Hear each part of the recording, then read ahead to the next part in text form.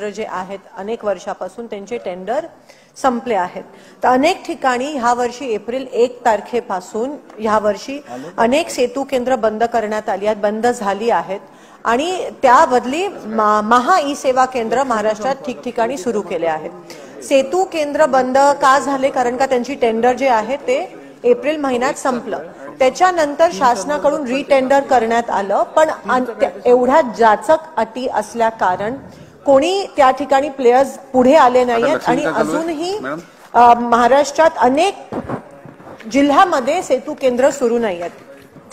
त्यामुळे महा ई सेवा केंद्र सुरू करण्यात आली आणि महा ई सेवा केंद्राच्या माध्यमातून किंवा मुळे लोकांना, लाभार्थ्यांना, विद्यार्थ्यांना, वयस्कर लोकांना खूप अडचणी निर्माण होत आहेत।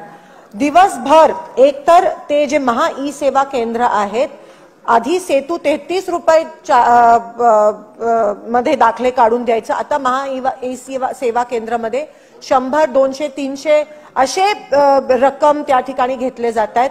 त्यामुळे एजंट्स पण त्या ठिकाणी खूप मोठ्या प्रमाणात येत आहेत आणि 1000, 2000 रुपये हे लाभार्थ्यांकडून घेत आहेत। महा ई सेवा सेतूची कशी एक ठराविक वेळ असायची, तशी महा ई सेवा केंद्राची कोणतीही वेळ नाही, कधीही उघडतात, कधीही बंद करतात।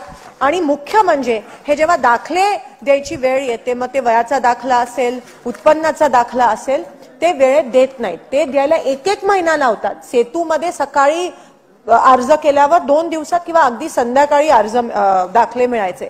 महा ई सेवा केंद्राच्या माध्यमातून दाखले दिले जात नाही, एक महिना लावत आहेत आणि त्यामुळे ऍडमिशन जी प्रक्रिया आता सुरू आहे, ऍडमिशन्स होत नाहीत। सोलापुरातली परिस्थिती बघितली तर सोलापुरात कामगार वर्ग एवढा आहे, वन उन्हात फिरून सकाळी 12 ते 2 मध्ये ह्या महिला, खास करून महिला कामगार तिथे उभ्या राहायच्या, चक्कर येऊन पडल्यात, कारण का महा ई सेवा केंद्रवाले स्पीडी रिड्रेसल त्या ठिकाणी एकाही दाखल्याचं करत नव्हते। जवळजवळ सोलापुरातच 25,000 प्रकरणं, मग ती संजय गांधी निराधार असेल, श्रावणबाळ असेल, उत्पन्न दाखल्याची विषय असतील, जातीचा दाखला, रहिवासी दाखला, 25,000 प्रकरणं या ठिकाणी पेंडिंग आहेत। तर माझा मंत्री महोदय आपल्याला पहिला प्रश्न हा आहे की जोपर्यंत ती रिटेंडरिंग होत नाही, जोपर्यंत जे जाचक अटी आहे, 36 लाखाचं डिपॉझिट काहीतरी द्यावं लागतं, तोपर्यंत तुम्ही सेतू केंद्र पुन्हा एकदा सुरू ठेवा अशी माझी विनंती आहे आणि ते तुम्ही करणार आहात का?